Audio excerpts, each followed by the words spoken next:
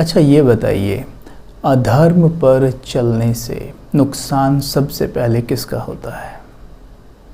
आपने कभी किसी व्यक्ति को देखा जो बहुत गुस्सा करता है, बहुत ईर्ष्या भरी हुई है, बहुत कामी वृत्ति है, उसका चेहरा कभी देखा है, उसकी आंखें देखी हैं, उसके चेहरे के टेक्सचर्स आपने देखे हैं, साफ पता चलता है कि इस व्यक्ति के अंदर नेगेटिविटी कूट कूट कर भरी पड़ी है। और उससे भी अधिक ये पता चलता है कि ये कितना परेशान है,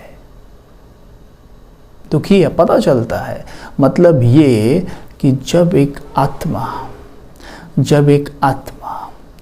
अशांति के, क्रोध के, काम विकार के थॉट क्रिएट करती है तो उसकी बॉडी में वो एनर्जी फैलती है। जब कोई भी थॉट क्रिएट करते हैं ना, सबसे पहले उसका असर हमारी फीलिंग्स पे पड़ता है, उसके बाद हमारी पूरी बॉडी यानी एक एक सेल में वो लाइट फैलती है, तीसरा हमारे रिश्ते और चौथा वातावरण में फैलती है।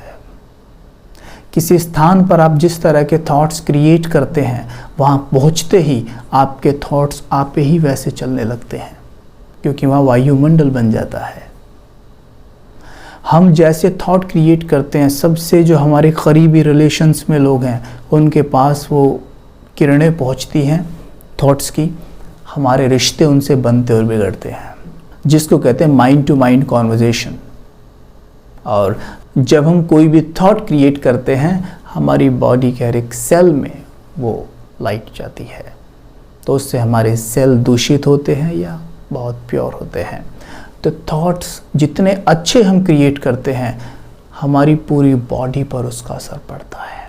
बॉडी 5 तत्वों की बनी है, इससे सिद्ध होता है कि पांचों तत्वों पर हमारे थॉट्स का इम्पैक्ट पड़ता है। जितना ज़्यादा हम प्योर पीसफुल थॉट्स क्रिएट करते हैं, उतना ज़्यादा पांचों तत्व सत्व प्रधान होते हैं। यानी कि पांचों तत्वों की खुराक ही है प्योरिटी। जितना ज़्यादा हम प्योर रहते हैं, जितना ज़्यादा हम शांत रहते हैं, उतना ज़्यादा प्रकृति के पांचों तत्व हमें भर भर कर लौट आते हैं। ऐसा व्यक्ति हमेशा सुखी समृद्ध रहता है, क्योंकि प्रकृति उसे भर भर के देती है। हमारा लेना और देना प्रकृति से है। परमात्मा से हम शक्ति लेकर प्रकृति को देते हैं, प्रकृति हमें मल्टी फोल्ड करके लौटाती है। लेकिन कंडीशन यहाँ पर यह कि हमें पहले प्रकृति को देना होगा। प्रकृति बिना दिए कभी नहीं देती। अगर हमें चावल चाहिए तो हमें चावल के दाने प्रकृति में डालने होते हैं, तो हमें वो चावल देती है। अगर हमें समृद्धि चाहिए, सुख चाहिए, शांति चाहिए, तो हमें पहले वो प्रकृति को देना होगा। और हम दे बहुत आराम से सकते हैं, बशर्ते हमें स्वयं को वो जानना होगा जो हमें। जैसे हम स्वयं को जानेंगे, हमें खुद एहसास होगा कि हमारे अंदर शांति भरी पड़ी है, क्योंकि हम शांति के सागर परमात्मा की संतान हैं। जब मेडिटेट करते हैं, परमात्मा से कनेक्शन बनाते हैं, तो हमसे बहुत शीतल किरणें आपे ही प्रकृति में समाने लगती हैं। लेकिन हम में से अधिकतर क्या गलती करते हैं, जैसे मानो हमें सफलता चाहिए, तो हम क्या करते हैं, प्रकृति को सफलता के वाइब्रेशंस नहीं देते। परमात्मा से सफलता की किरणें लेकर सिर्फ प्रकृति को देनी मात्र है, और प्रकृति हमें मल्टीफोल्ड कर लौटा देगी।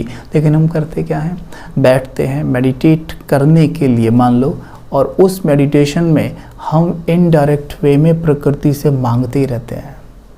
प्रकृति कहती है कि आप देने के लिए बैठे और मांग रहे हैं। नियम ये था कि आपको मुझे देना है, तब मैं आपको मल्टीफोल्ड करके लौटाऊंगी। मतलब जैसे मानो धरा में आपको चावल का दाना डालना है, मैं उसे मल्टीफोल्ड करूंगी, लेकिन आप क्या कर रहे हैं, चावल दिखा रहे हैं मुझे, लेकिन चावल उल्टा खींच रहे हैं वापस और कह रहे हैं कि मुझे चावल दो, मुझे चावल दो। तो मैं कहाँ से दूँ आपको? अधिकतर हम में से गलती करते हैं। मेडिटेशन जब करेंगे, कंप्लेन, शिकायतें मांगेंगे। प्रकृति से मांगने की आवश्यकता नहीं है। जैसे सूर्य के नीचे खड़ा होकर हमें धूप मांगने की आवश्यकता है क्या? सूर्य क्या है? प्रकृति का हिस्सा है ना। धूप हमें आप पे ही मिलती है, हमें क्या करना होता है? सूर्य के नीचे खड़ा होना होता है, कमरे से बाहर निकलना होता है। वैसे ही आपको प्रकृति से कुछ भी चाहिए, मांगिए मत।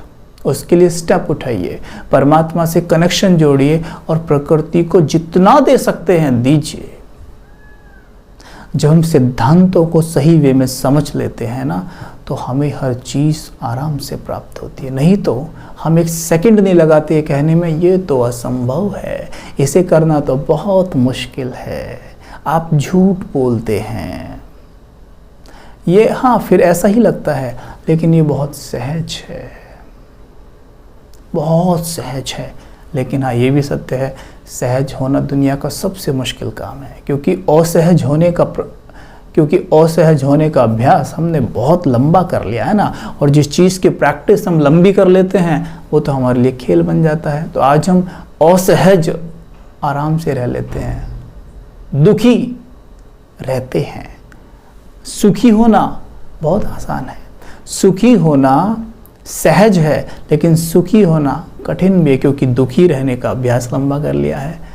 वैसे पता है, सुख आत्मा का नेचर है, और जो नेचर होता है ना वो बहुत आराम से वापस पकड़ा जा सकता है। लेकिन हमें उसके लिए सिद्धांतों को सही वे में समझना होगा, हमें उसके लिए सिद्धांतों को सही वे में समझना होगा। करना क्या है? इतना ही करना है कि स्वयं को एक ऊर्जा, एक शक्ति समझ बैठिए। अपने आप से दिन भर ये बात करिए कि मैं ये शरीर नहीं हूँ, मैं एक ऊर्जा हूँ, एक शक्ति हूँ, मैं एक प्रकाश हूँ, मैं एक आत्मा हूँ, सोल, वो भी डिवाइन सोल, दिव्य आत्मा। मैं परमात्म शक्तियों से भरपूर हूँ।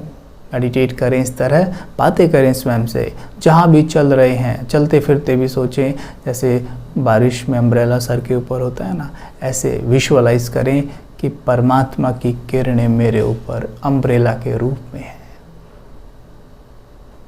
कमी कमजोरियों, माया की जो बारिश है, ये अम्ब्रेला उसे रोक लेता है।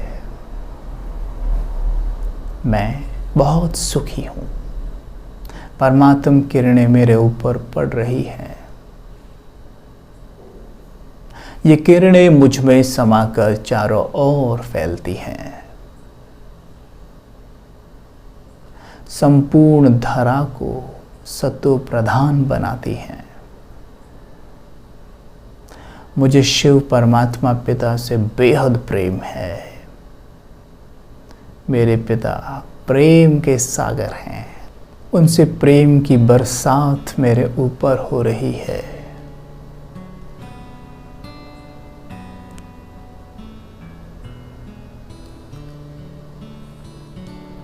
ये प्रेम की बारिश मुझे भिगोकर धरा में समा रही है।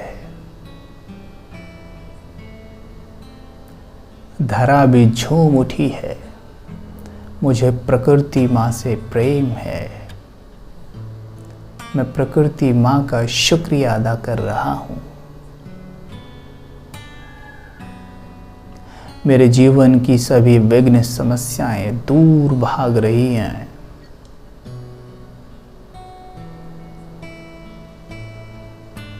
मैं हर पल खुशी में झूम रहा हूँ।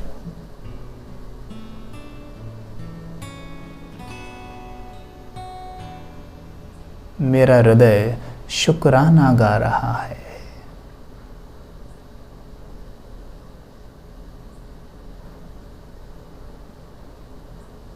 ओम शांति।